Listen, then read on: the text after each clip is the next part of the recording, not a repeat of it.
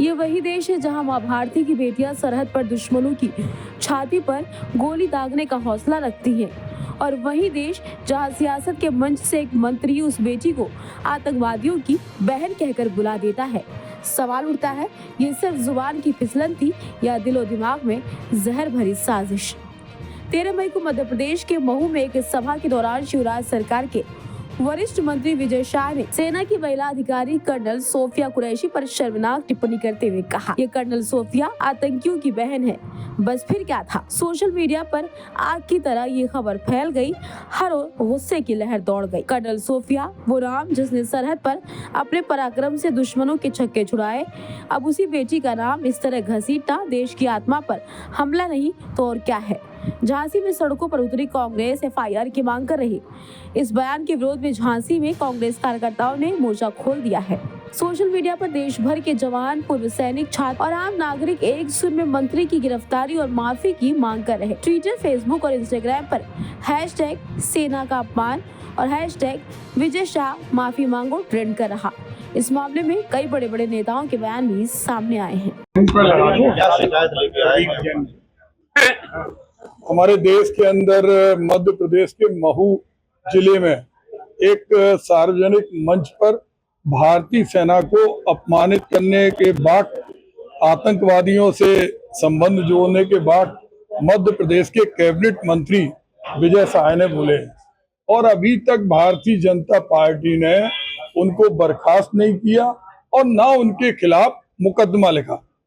BNS 2023 के अंतर्गत धारा 113 के अंतर्गत ये राष्ट्रद्रोह है भारत सरकार की सेना के खिलाफ बोलना। 152 के अंतर्गत ये एक ऐसा अपराध है जिसमें आपस में शत्रुता फैलाने का काम उनके वक्तव्यों ने किया। उन्होंने पूरे देश के एक एक व्यक्ति का अपमान किया, बाबा साहब भीमराव अंबेडकर के संविधान का अपमान किया। उन्होंने आज देश के अंदर ऑपरेशन सिंदूर में जाने वाली उस बेटी कर्नल सोफिया कुरैशी के प्रति जो शब्द बोले हैं, वो पूरी सेना, महिला जाति और खास तौर से पूरी बुंदेली माटी का अपमान है, जिस माटी के अंदर बहन सोफिया कुरैशी एक देश के इतने खतरनाक आंदोलन में सफल होके आई, यहीं वो शिक्षित हुई, यहीं मेजर बनी। तो हम लोग चाहते हैं कि उन्हें जेल के अंदर भेजा जाए, और जो राष्ट्रद्रोह का मामला है, शत्रुता फैलाने का मामला है, मानहानि का मामला है, ये सब मुकदमे उनके ऊपर दर्ज हो, और इससे पूरे बुंदेलखंड के लोग आहत हैं। और हम लोग चाहते हैं कि तत्काल उनके खिलाफ एफआईआर हो, उनकी जांच हो और उन्हें जेल के शिक्षे के अंदर भेजा जाए, ताकि वो देश की संप्रभुता के ऊपर, देश के संविधान के ऊपर कभी भी इस तरह की हमले करने की बात कोई भी व्यक्ति सोच नहीं सके। यदि मांग पूरी नहीं होती तो क्या करेंगे? नहीं, इसमें कोई मांग नहीं है, ये हमारा मौलिक अधिकार है। हम लोग बैठे हैं और हमें विश्वास है कि इसमें एफआईआर होगी। मंत्री जी, कल जो है बीजेपी का डिप्लॉयमेंट सोफिया कुरैशी के घर भी भेजा गया था, किस तरह देखिए? नहीं, क्यों भेज रहे हैं? ये ड्रामा क्यों कर रहे हैं? तिरंगा यात्रा क्यों निकाल रहे हैं? जब आपकी पार्टी के अंदर एक कैबिनेट मंत्री बोल रहा है, सरासर बोल रहा है, उसके खिलाफ एफआईआर, उसको जेल के अंदर क्यों नहीं भेज रहे?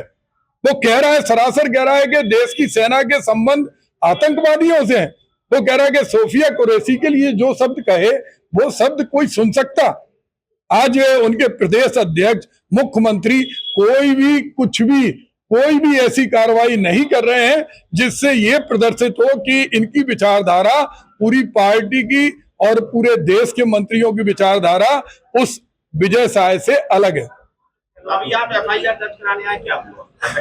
अभी वो लगातार अधिकारियों से पूछ रहे हैं। मैं नहीं समझ पा रहा कि आज देश के अंदर राष्ट्रद्रोह का मामला, सेना के ऊपर अपमान करने का मामला, बेटी के ऊपर मामला, सोफिया कुरैशी, आज कर्नल सोफिया कुरैशी आज पूरे देश के अंदर सम्मान का प्रतीक है, उसके अपमान का मामला, एक एक बेटी के अपमान के मामले से, सेना के अपमान के मामले से, उसमें इतना समय क्यों लगा रहे?